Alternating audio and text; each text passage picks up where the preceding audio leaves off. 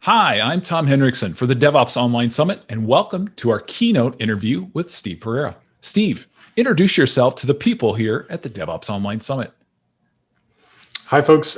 Thanks, Tom, for having me. Always a pleasure. So happy to be back for another year.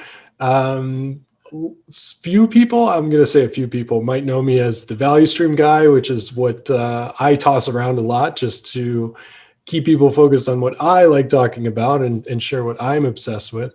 But what I do with my time and Visible, my company, is I help teams see and define and improve their value streams. And we're going to talk a lot more about what that means.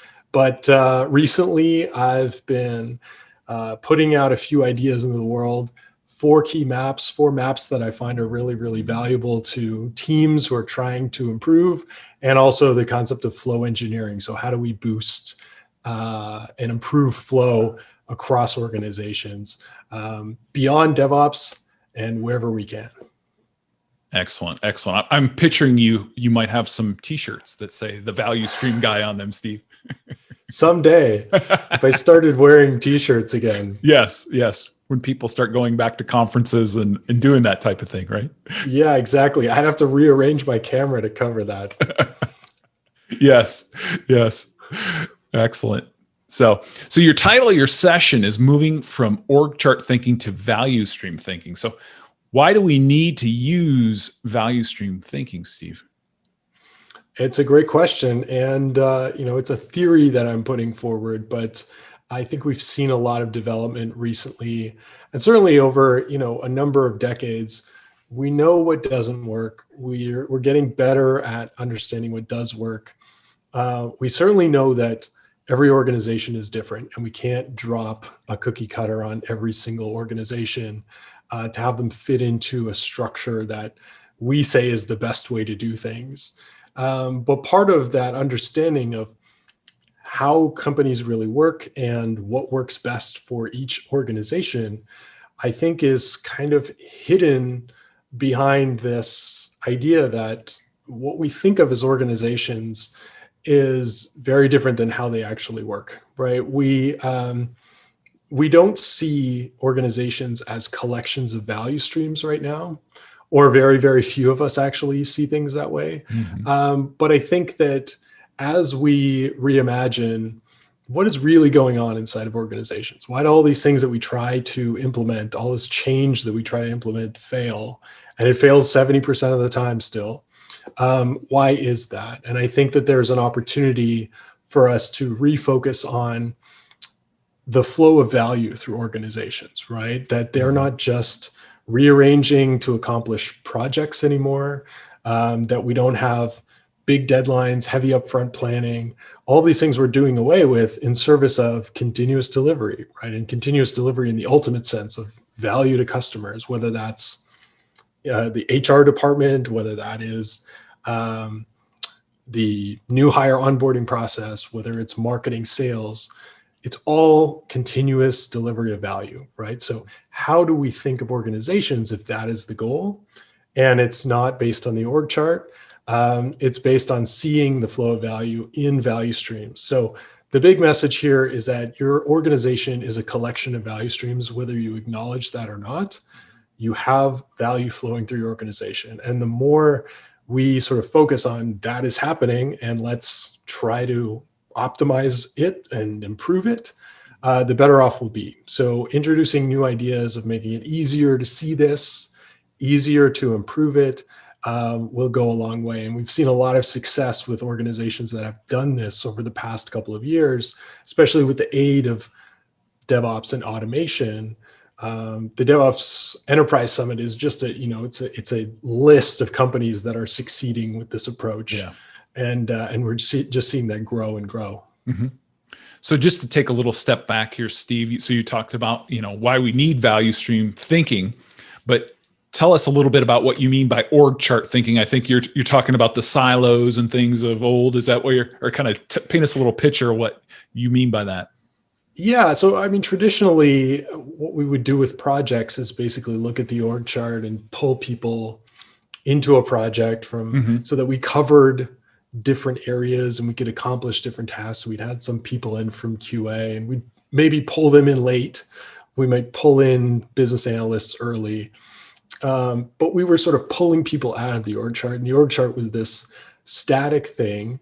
And it's still a static thing. It doesn't represent the flow of value. If we look at how value flows through the organization, you're just bouncing all over the org chart in most organizations. We're not oriented in stream-aligned teams. And some of the work that's being done with people taking the knowledge and experience that we see represented in a book like Team Topologies and all the great case studies and stories that are coming out of people realigning to value streams is demonstrating the benefits of realigning our organizations so that flow is basically the reason why we arrange anything, right? Is to optimize that flow of value. And I think, we've made some really big strides recently.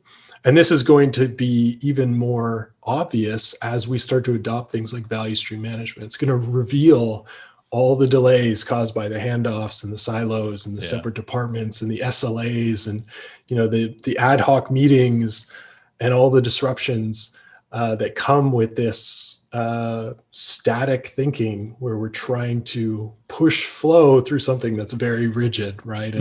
And makes sense from a hierarchy standpoint. It might make sense to tell you how you should get paid or who you should report to, but it doesn't facilitate the flow of value. Yeah, that's interesting because you use the word static, and it's almost like our companies have to be more dynamic to adapt to these changes, don't they? That's a great way to put it. Absolutely. Yeah.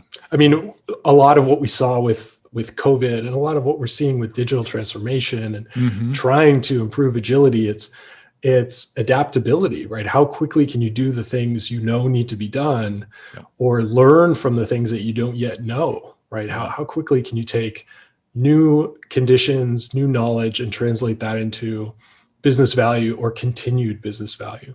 Yeah. Keeping things moving in the right direction. So I guess to kind of step back, because you brought up the book Team Topologies, and that's a great book. But how did you because you had to come to this realization first before you were, sharing this with other organizations? Yeah, I mean, a lot of it is personal experience over a long period of time. I mean, my first encounter with something like value stream thinking was, you could go back to delivering papers before I had a real job or my first job making pizza.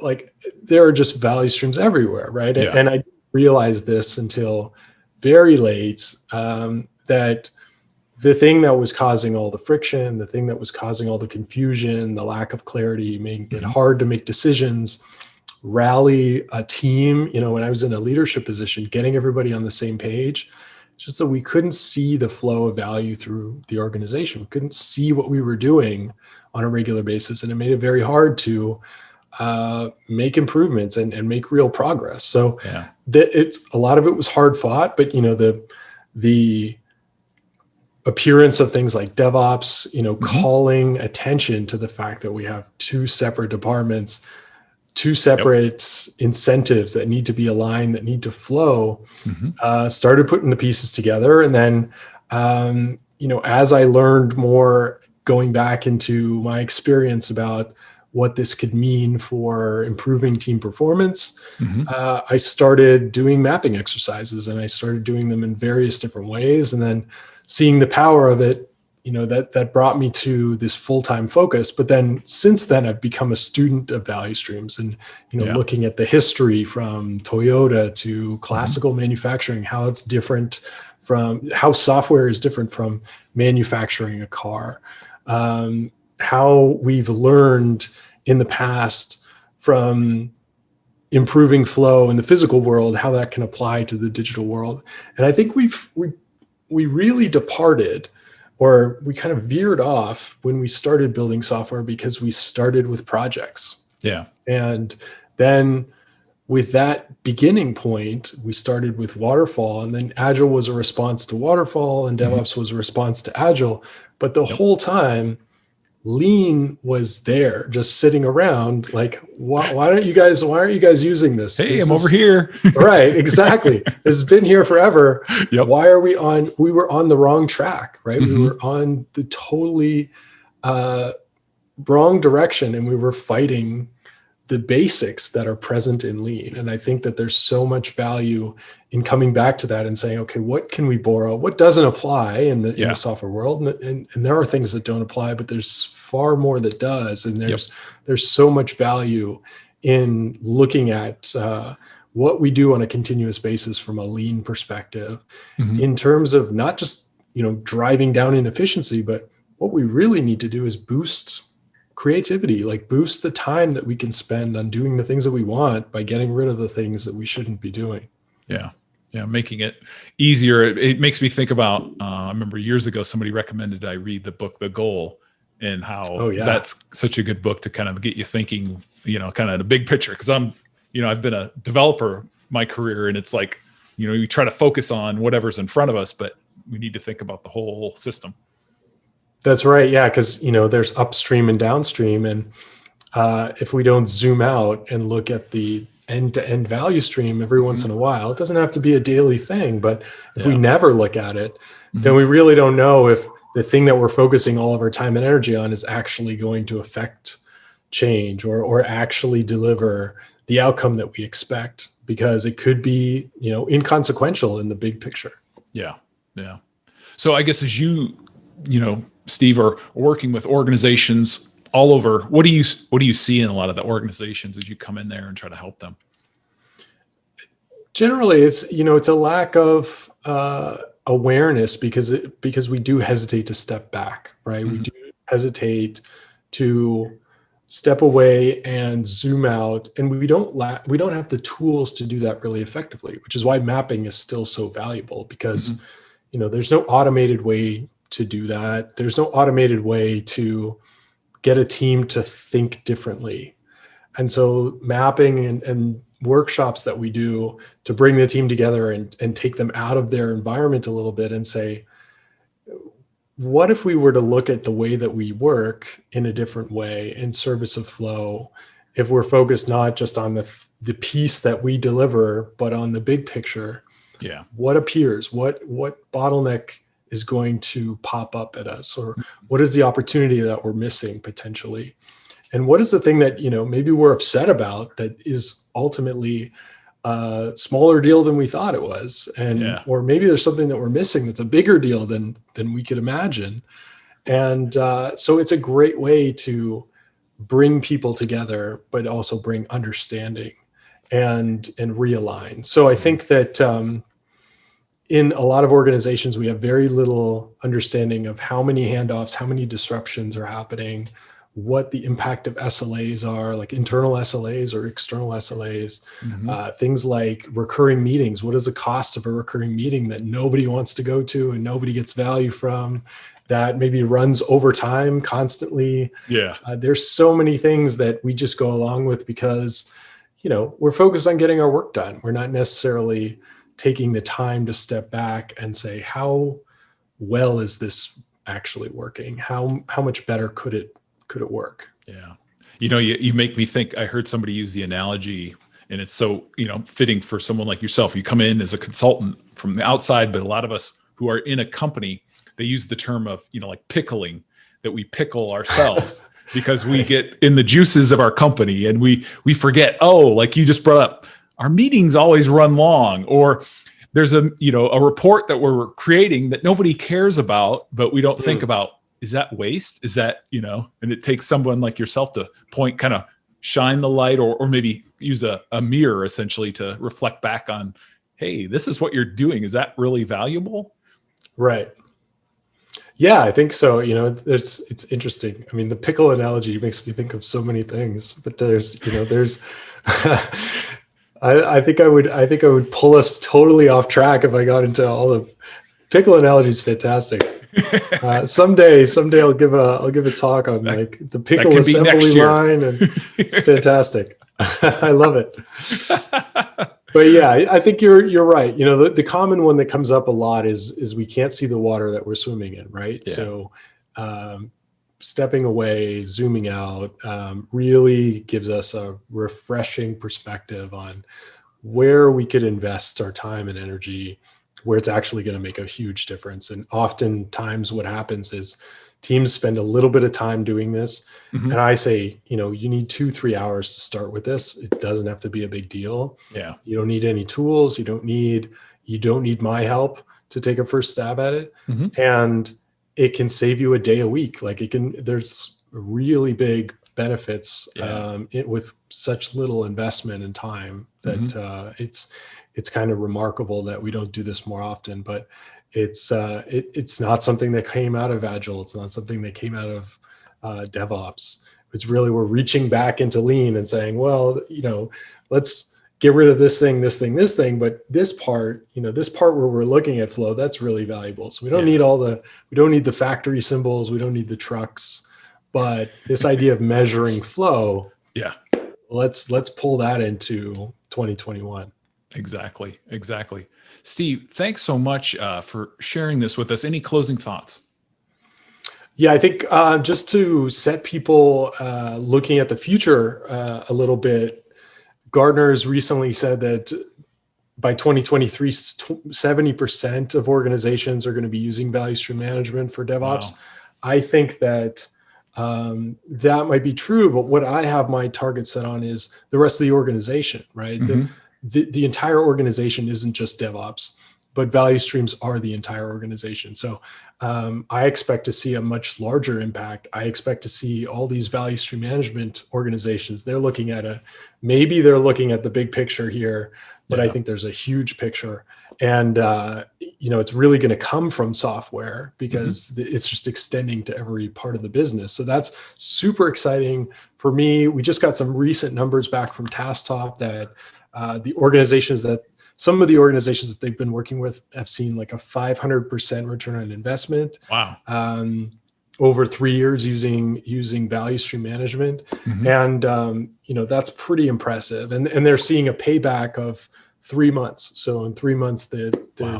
there's a clear return on investment. So it doesn't seem like a risky proposition at this point. I think, we have a lot of mature players. We have a lot of great stories in the space. Yeah.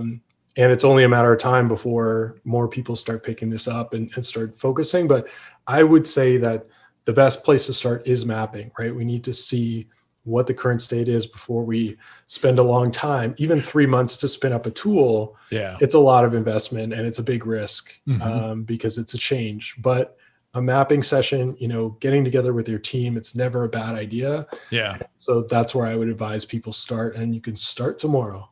Yep. Yeah. Start there, map it out. Don't go, buy in this whiz bang tool right away, thinking that's going to solve all your problems, right, Steve? Exactly. I mean, we know that tools don't solve problems.